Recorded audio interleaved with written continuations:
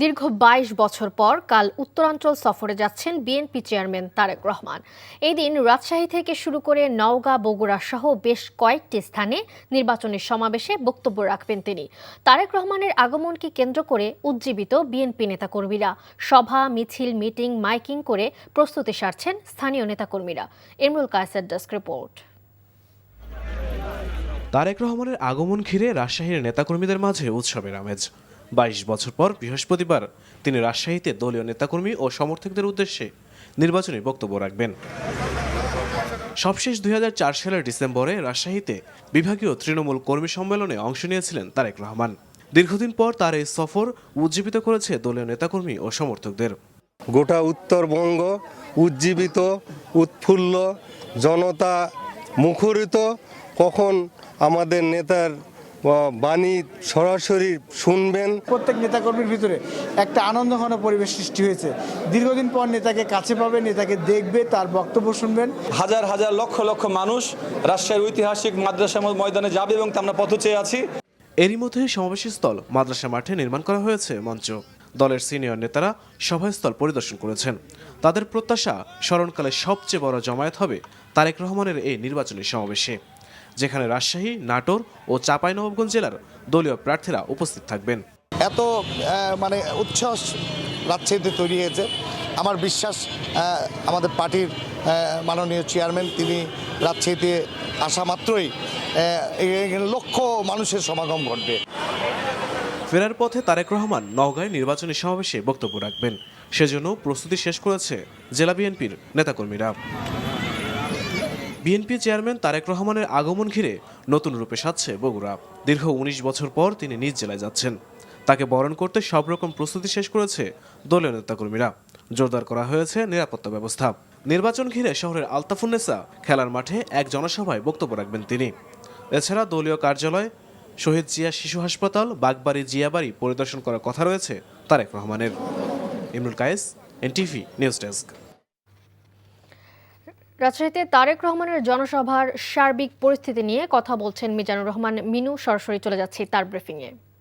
করবে এবং আমরা আশা করছি যে আমাদের প্রাণপ্রিয় নেত্রী, আমাদের মা দেশ নেত্রী বেগম খালেদা জিয়া বাংলাদেশের সরকার প্রধান হওয়ার পর রাজশাহী ছিল একটি জরাজীর্ণ, অন্ধকারাচ্ছন্ন, একটি দুর্গন্ধযুক্ত, চলাচল অনুপযোগী একটি আতঙ্কের মহানগরী ছিল। কিন্তু বেগম খালেদা জিয়া আসার পর রাজশাহীর যা কিছু উন্নয়ন সব আপনাদের সামনে আছে। সব কৃতিত্ব দেশ নেত্রী বেগম খালেদা জিয়ার। আর আমি ছিলাম, আমার সঙ্গে আমার বড় ভাই কবির ভাই সহ আরও নেতৃবৃন্দ ছিল, সব নেতারাই ছিল। এবং ম্যাডামের সুনিপুণ কর্মের মধ্য দিয়ে রাজশাহী মহানগরী একটি নতুন রূপ লাভ করেছিল। কিন্তু আমরা দেখেছি যে পরবর্তী 17 বছর রাজশাহী অবহেলিত, বঞ্চিত এবং অপমানিত হয়েছিল। বিএনপির অনেক প্রকল্পকে বাদ দিয়ে মেগা প্রকল্পের নামে মেগা দুর্নীতি হয়েছিল। কিন্তু আমরা চাই যে আগামী দিনে জনগণের সকল ক্ষমতার শক্তি উৎস, সেই জন্য আমাদের নেতা ইতিমধ্যেই তিনি মায়েদের জন্য ফ্যামিলি কার্ড এবং মুরব্বী সকল জন্য স্বাস্থ্যের জন্য একটি আন্তর্জাতিক যুগোপযোগী যে চিকিৎসা পদ্ধতি, সেটার জন্য তিনি হেলথ কার্ড এবং কৃষকদের জন্য কৃষি কার্ড। আপনারা জানেন যে শহীদ জিয়া বাংলাদেশের সর্ববৃহৎ প্রকল্প, এই বরেন্দ্র প্রকল্পের মধ্য দিয়ে রাজশাহী অঞ্চলকে সবুজ হয়েছে এবং ব্যাপক 4টি ফসলের রূপ লাভ করেছে। আমরা আশা করছি যে আগামী দিনে রাজশাহীর আমাদের তরুণ সমাজ তাদের কর্মদক্ষতায় আইটি প্রজেক্টের মাধ্যমে এখানটায় তাদেরকে একটি ব্যাপক প্রশিক্ষণ, উচ্চতর শিক্ষা দিয়ে বিদেশে প্রেরণ এবং নিজেরাই যেন ইনকাম করতে পারেন, সেই জন্য নিউ জেনারেশনের কর্মসংস্থানের জন্য রাজশাহীকে ইনশাল্লাহ পৃথিবীর অন্যান্য যে সমস্ত শহর পার্শ্ববর্তী ভারতের হায়দ্রাবাদ এবং স্টকহোম, এই সমস্ত শহরে যেগুলো আইটি হয়েছে, সেই রকমভাবে রাজশাহীকে ইনশাল্লাহ আগামী দিনে গড়ে তোলা এবং 4টি। এতক্ষণ দেখছিলাম মিজানুর রহমান মিনুর বক্তব্যের অংশবিশেষ। বিভক্তি নয়, বরং সবাইকে নিয়ে একসাথে দেশ গঠনে কাজ করতে চায় জামায়াত ইসলামী, এমন মন্তব্য করেছেন দলটির আমির ডক্টর শফিকুর রহমান। সকালে ঢাকা 15 আসনে তার নির্বাচনী এলাকা উত্তর কাফরুল হাই স্কুল থেকে নির্বাচনী জনসংযোগ শুরুর আগে সাংবাদিকদের সাথে সংক্ষিপ্ত ব্রিফিংয়ে কথা বলেন তিনি। আহ্বান জানান নির্বাচনে পারস্পরিক সম্মান বজায় রেখে প্রতিদ্বন্দ্বিতা করার। এর আগে উত্তর কাফরুল হাই স্কুলের শিক্ষকদের সাথে সৌজন্য সাক্ষাৎ করেন জামায়াত আমির। বিকেলে মণিপুর বালিকা উচ্চ বিদ্যালয় মাঠে মহিলা সমাবেশে অংশ নেবেন তিনি। এরপর মাগরিবের নামাজের পরে মিরপুর 13 এবং এশার নামাজের পর মিরপুর 10 এলাকায় গণসংযোগ ও পথসভায় অংশ নেবেন ডক্টর শফিকুর রহমান।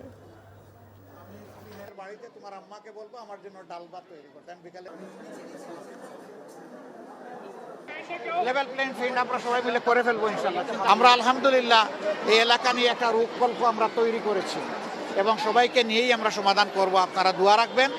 সারা বাংলাদেশকেই আমরা চাই ন্যায় এবং ইনসাফের ভিত্তিতে একটা ফরওয়ার্ড লুকিং বাংলাদেশ হিসাবে নিয়ে সামনে এগিয়ে যেতে। পিছন নিয়ে আমরা আর কামড়াকামড়ি করতে চাই না, আর জাতিকেও আমরা বিভক্ত করতে চাই না। আমরা সবাই মিলেমিশে ইনশাআল্লাহ সামনে আগাতে চাই। যুক্তরাষ্ট্র নির্বাচনের কোনো পক্ষ নিবে না, যুক্তরাষ্ট্র জনগণের পক্ষে বলে জানিয়েছেন ঢাকায় নিযুক্ত মার্কিন রাষ্ট্রদূত ব্রান্ট ক্রিস্টেনসেন।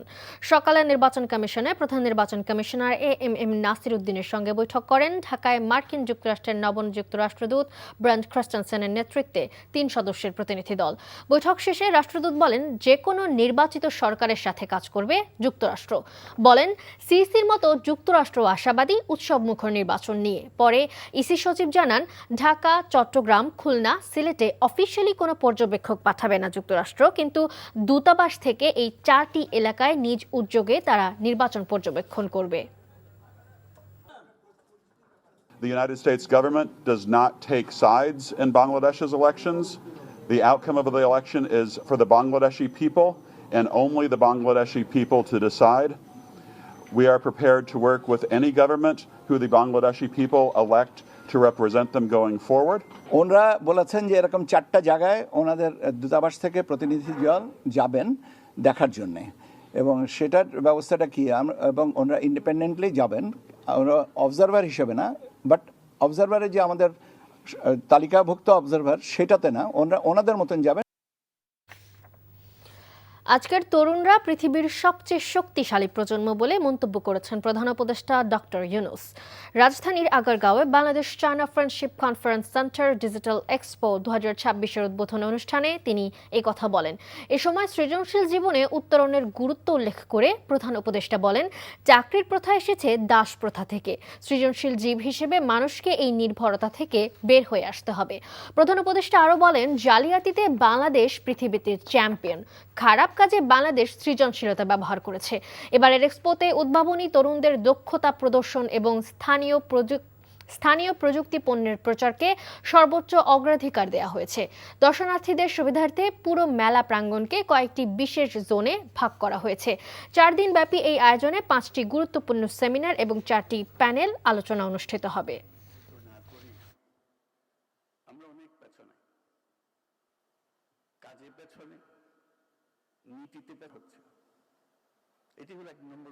নতুন প্রজন্মের কাছে বাংলাদেশ একটা অংশ, গুরুত্বপূর্ণ অংশ, কিন্তু তারা বিশ্ব নাগরিক।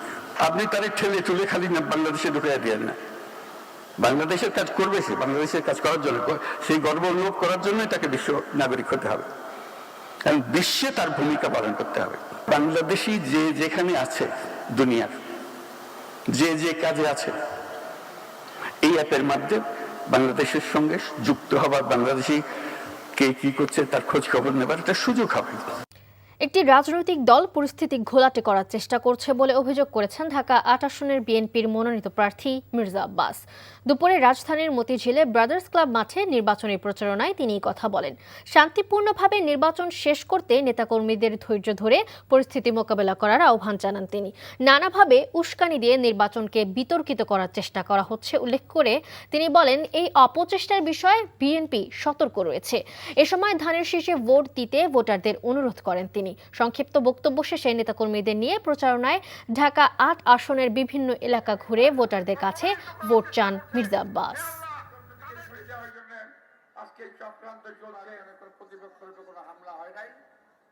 তাদের বিরুদ্ধে আমাদের সোচ্চার থাকতে হবে তার অর্থ এই নয় যে আমরা কোনো প্রতিপক্ষের সঙ্গে ঝগড়া ফেসাদ করব। বিএনপি কোনো প্রতিপক্ষের সঙ্গে ঝগড়া ফেসাদ করতে চায় না, আমরাও করব না। আমাদের নেতা কর্মীদেরকে অনুরোধ জানাবো, যে কোনো উস্কানির মুখে আপনারা শান্ত থাকবেন, কারণ বিজয় আমাদের দ্বার প্রান্তে ইনশাআল্লাহ।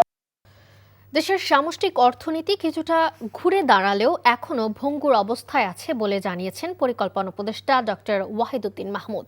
মূল্যস্ফীতি নিয়ন্ত্রণে আনতে সংকোচনমূলক মুদ্রানীতি ধরে রাখার প্রয়োজন নেই বলেও মনে করেন তিনি। রাজধানীর কারওয়ান বাজারে ন্যাশনাল লাইফ ইন্স্যুরেন্স ভবনে ইআরএফ আয়োজিত সেমিনারে এসব কথা বলেন তিনি। পরিকল্পনা উপদেষ্টা বলেন, মূল্যস্ফীতি আশানুরূপ না হলেও ধীরে ধীরে কমছে। এজন্য নীতি সুধার বাড়িয়ে না রেখে বেসরকারি খাতের ঋণ প্রবাহ স্বাভাবিক করার তাগিদ দেন তিনি। উন্নয়ন বাজেটের জন্য বৈদেশিক ঋণ নিতে গিয়ে ঋণের ফাঁদে পড়তে হয় জানিয়ে রাজস্ব আয় বাড়ানোর কথাও বলেন তিনি। এছাড়া জ্বালানি খাতে নিজেদের সক্ষমতা কাজে লাগাতে না পারায় জ্বালানি সংকটের সমস্যা সহজেই সমাধান হবে না বলেও উল্লেখ করেন পরিকল্পনা উপদেষ্টা।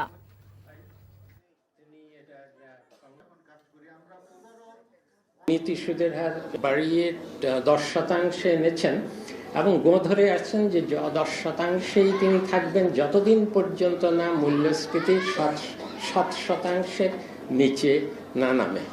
এই ধরনের একদম 7% মূল্যস্ফীতিরও কোনো বিশেষ তাৎপর্য নাই, 10% নীতি সুদ হারের কোনো তাৎপর্য নাই।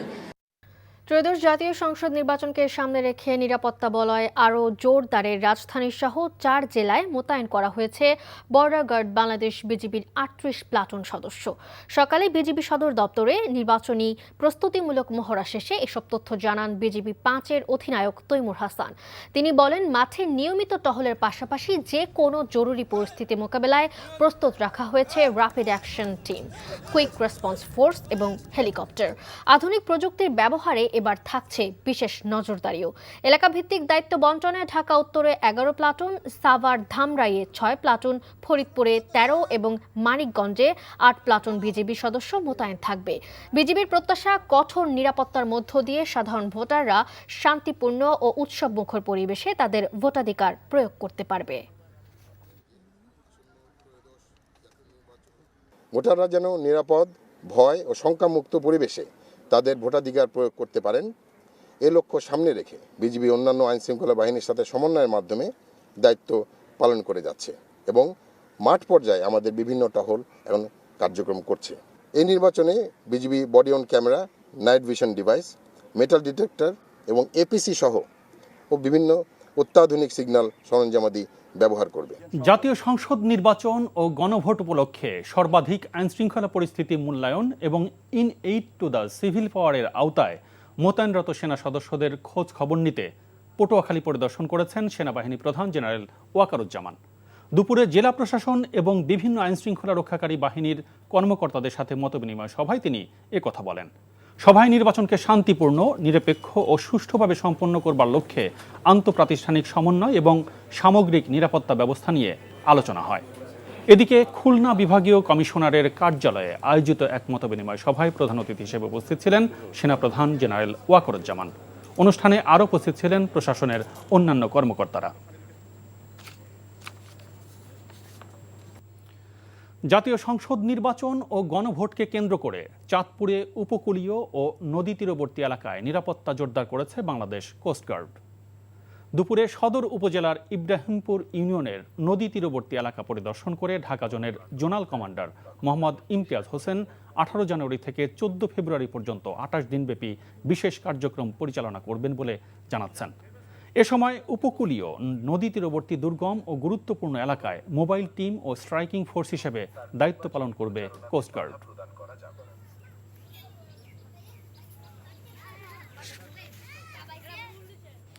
এদিকে 30 জানুয়ারি নির্বাচনী প্রচারণায় সফরে যাচ্ছেন জামাত ইসলামের আমির ডাক্তার শফিকুর রহমান।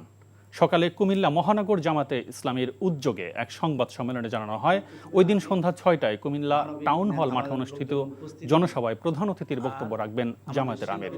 কুমিল্লা সফরের অংশ হিসেবে পরদিন জামায়াতের আমির ১৪গ্রাম উপজেলায় আরও একটি জনসভায় অংশগ্রহণ করবেন। নেতারা বলেছেন, এই সমাবেশে কুমিল্লা মহানগর সহ আশপাশের বিভিন্ন উপজেলা থেকে লক্ষাধিক মানুষের উপস্থিতি হতে পারে। ইতোমধ্যে আইন শৃঙ্খলা নিরাপত্তা সহ প্রয়োজনীয় সকল প্রস্তুতিও সম্পন্ন করা হয়েছে।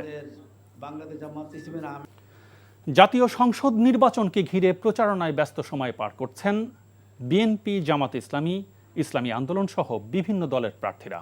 শওকত করিমের ডেস্ক রিপোর্ট। কক্সবাজারে গণসংযোগ করেছেন বিএনপির প্রার্থী সালাউদ্দিন আহমেদ। এ সময় 12ই ফেব্রুয়ারি ধানের শীষের ভূমিধস বিজয়ের আশাবাদ ব্যক্ত করেন তিনি। আগামী 12 তারিখ বাংলাদেশে ধানের শীষের একটা ভূমিধস বিজয় হবে ইনশাআল্লাহ। জনগণের ব্যাপক সমর্থনের মধ্য দিয়ে, জাতীয় ঐক্য সৃষ্টির মধ্য দিয়ে বাংলাদেশ জাতীয়তাবাদী দল বিএনপি এমন একটি সরকার ব্যবস্থা পরিচালনা করবে যে সরকারের মালিক হবে সকল জনগণ। এনসিপির নির্বাচনী পদযাত্রায় কুমিল্লার দেবিদ্বারে সমাবেশে বক্তব্য রাখেন দলের মুখপাত্র ও নির্বাচন পরিচালনা কমিটির চেয়ারম্যান আসিফ মাহমুদ সজীব ভুইয়া।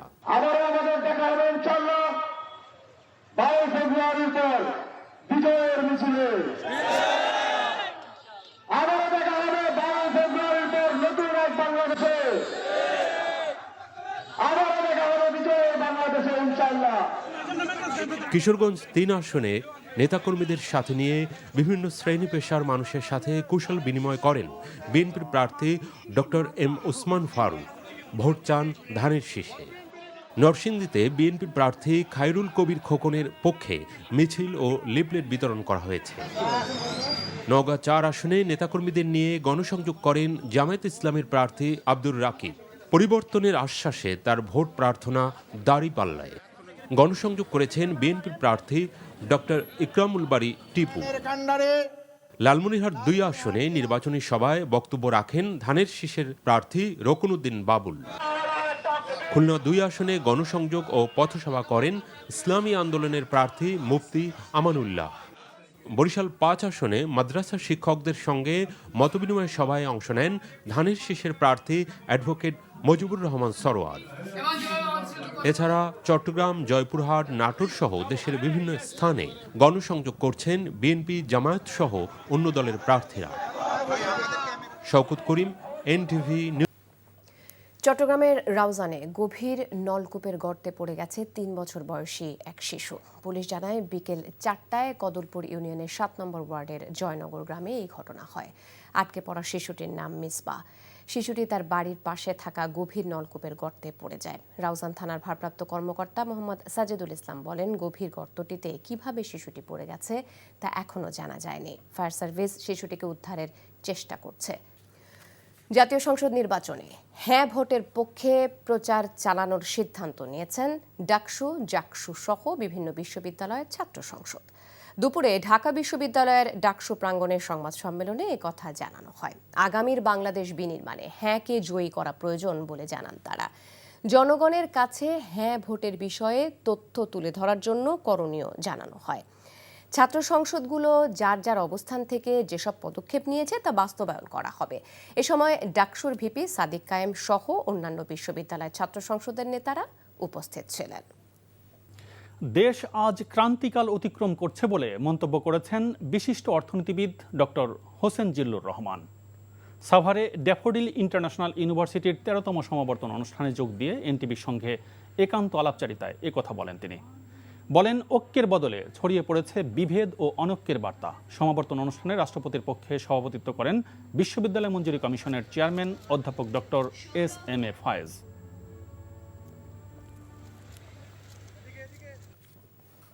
অবৈধ সম্পদ অর্জনের অভিযোগে দুর্নীতি দমন কমিশনের মামলায় সাংবাদিক আনিস আলমগীরকে গ্রেপ্তার দেখানোর আবেদন মঞ্জুর করেছে আদালত। বুধবার দুদকের আবেদনের পরিপ্রেক্ষিতে ঢাকার মেট্রোপলিটন সিনিয়র স্পেশাল জজ মোহাম্মদ সাব্বির ফয়েজ এ আদেশ দেন। গত 25 জানুয়ারি মামলার তদন্তকারী কর্মকর্তা ও দুদকের সহকারী পরিচালক আখতারুজ্জামান তাকে গ্রেপ্তার দেখানোর জন্য আবেদন করেন। এদিন শুনানিকালে কারাগার থেকে আনিস আলমগীরকে আদালতে হাজির করা হয়। এর আগে গত 15 জানুয়ারি জ্ঞাত আয় বহির্ভূত সম্পদ অর্জন ও মানি লন্ডারিংয়ের অভিযোগে আনিস আলমগীরের বিরুদ্ধে মামলা দায়ের করে দুদক। দেশের টেকসই উন্নয়ন, দারিদ্র্য বিমোচন এবং জিডিপির প্রবৃদ্ধিতে নারীর আর্থিক ক্ষমতায়ন অপরিহার্য। তাই শ্রমবাজারে নারীর স্বতঃস্ফূর্ত অংশগ্রহণের পাশাপাশি কারিগরি প্রশিক্ষণ ও স্থানীয় পর্যায়ে কর্মসংস্থানের মাধ্যমে নারীকে স্বাবলম্বী করার বিকল্প নেই। বুধবার রাজধানীর এডেন মহিলা কলেজ মিলনায়তনে বাংলাদেশ অর্থনীতি সমিতি আয়োজিত নারীর আর্থিক ক্ষমতায়নে শ্রমবাজার প্রেক্ষিত শীর্ষক সেমিনারে এসব কথা বলেন বক্তারা। বলেন, বিগত কয়েক বছরে কর্মক্ষেত্রে নারীর অংশগ্রহণ বাড়লেও আর্থিক ক্ষমতায়নে বৈষম্যের শিকার হওয়ায় এখনও পুরুষের তুলনায় নারীরা পিছিয়ে আছে। দেশের শ্রমবাজারের প্রেক্ষিতে সবচেয়ে বেশি পোশাক শিল্পে নারীর কর্মসংস্থান হলেও গ্রামীণ অর্থনীতিতে নারীর অগ্রগতি আশানুরূপ বাড়েনি। তাই সমতার ভিত্তিতে শ্রমবাজারে নারী পুরুষের অংশগ্রহণ নিশ্চিতের মাধ্যমে কর্মসংস্থান বাড়ানোর তাগিদ দেন বক্তারা। বাংলাদেশে থাকা ভারতীয় মিশন থেকে কূটনীতিকদের পরিবারের সদস্যদের ফিরিয়ে নেবার কারণ জানা নেই বলে মন্তব্য করেছেন পররাষ্ট্র উপদেষ্টা মোহাম্মদ তৌহিদ হোসেন। পররাষ্ট্র মন্ত্রণালয়ের ব্রিফিংয়ে তিনি বলেন, বাংলাদেশে ভারতীয়দের নিরাপত্তাজনিত কোনো শঙ্কা নেই। কূটনীতিকদের পরিবারের সদস্যদের ফিরিয়ে নেবার সিদ্ধান্ত একান্তই তাদের। সরকারকে এ ব্যাপারে দিল্লি থেকে কিছুই জানানো হয়নি বলেও জানান উপদেষ্টা। ভারতীয় সাংবাদিকদের নির্বাচনের সংবাদ সংগ্রহে ভিসা প্রদানের নির্দেশনা দেওয়া হয়েছে জানিয়ে উপদেষ্টা বলেন, সরকার চায় নির্বাচন পর্যবেক্ষণে সর্বাধিক সংখ্যক পর্যবেক্ষক আসুক। যে দলটি ভোটে আসতে পারেনি তাদের মাধ্যমে নির্বাচনে অপচেষ্টা হতে পারে বলে মন্তব্য করেন তৌহিদ হোসেন। বাংলাদেশে এমন কোনো পরিস্থিতি বিদ্যমান নেই যে তাদের কর্মকর্তা বা তাদের পরিবার পরিজন কোনো বিপদে আছে। একটিও তো ইনসিডেন্ট এরকম কিছু ঘটেনি এখন পর্যন্ত। তারা যদি তাদের পরিবার পরিজনকে ফেরত নিতে চান তো এ ব্যাপারে আমাদের তো কিছু করার নেই, নিতেই পারেন তারা। আমরা চাই যে ম্যাক্সিমাম সংখ্যক অবজারভার আসুক। এটা কিন্তু খুব স্পষ্ট অবস্থান সরকারের যে আমরা সমস্ত পৃথিবী থেকে ম্যাক্সিমাম সম্ভব অবজারভার, ম্যাক্সিমাম সাংবাদিক আমরা চাই। সৎ ও যোগ্য ব্যক্তিরাই নির্বাচন পরিচালনা করবেন, এখানে কোনো আওয়ামী লীগের দোষর নেই বলে মন্তব্য করেছেন স্বরাষ্ট্র উপদেষ্টা মোহাম্মদ জাহাঙ্গীর আলম চৌধুরী। সন্ধ্যায় সিলেট পিটিআই হলে আয়োজিত নির্বাচন ও গণভোট সুষ্ঠুভাবে সম্পাদনের লক্ষ্যে দায়িত্বরত আইন শৃঙ্খলা বাহিনীর সাথে মতবিনিময় শেষে তিনি এসব কথা বলেন বিগত সকল নির্বাচনের তুলনায় এবার পরিস্থিতি ভালো জানিয়ে তিনি আরও বলেন, ভোটের সুষ্ঠু পরিবেশ রাখতে সব ধরনের প্রস্তুতি নেওয়া হয়েছে। এবার প্রতি সেন্টারে সুরক্ষা অ্যাপ, সিসি ক্যামেরা ও ড্রোন সহ সব ধরনের প্রস্তুতি নেওয়া হয়েছে। সভায় উপস্থিত ছিলেন পুলিশের মহাপরিদর্শক ও স্বরাষ্ট্র সচিব। এবার প্রস্তুতি আরো বেশি ভালো। নির্বাচনের সাথে যারা জড়িত, এখানে কোনো আওয়ামী লীগের দোষর বলতে কোনো কিছু নেই। এখানে সবাই নির্বাচনের জন্য প্রস্তুত। এখানে সবাই খুব ভালো অফিসার, সৎ অফিসার।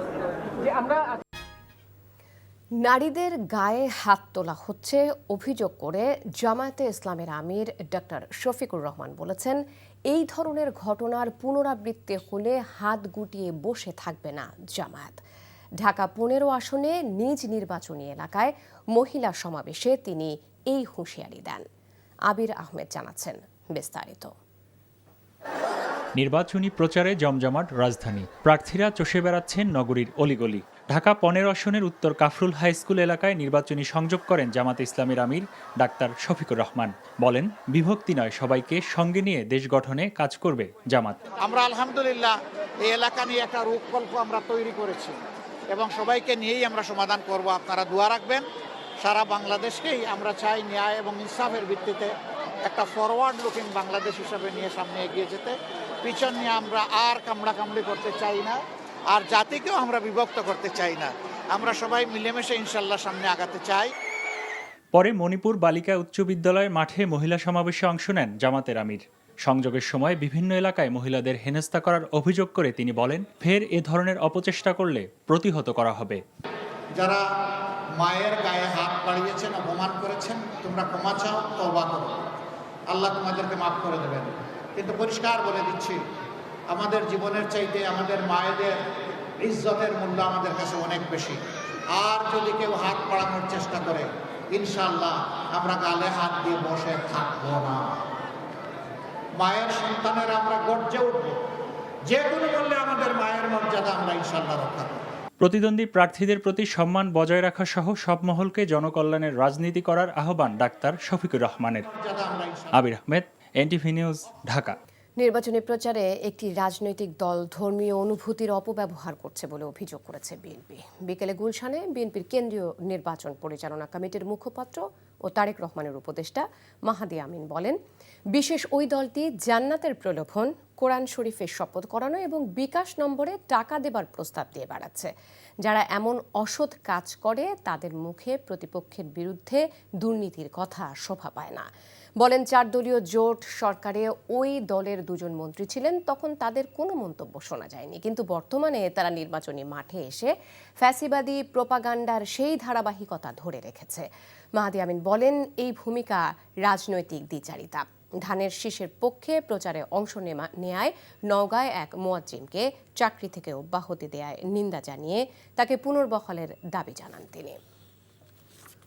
একটি নির্দিষ্ট দলের শীর্ষ পর্যায়ের নেতারা নতুন করে পতিত ফ্যাসিবাদের মতন করে পুরনো মিথ্যা ও প্রতারণামূলক দুর্নীতির বিশ্ব চ্যাম্পিয়ন বয়ান প্রচারের দায়িত্ব গ্রহণ করেছেন।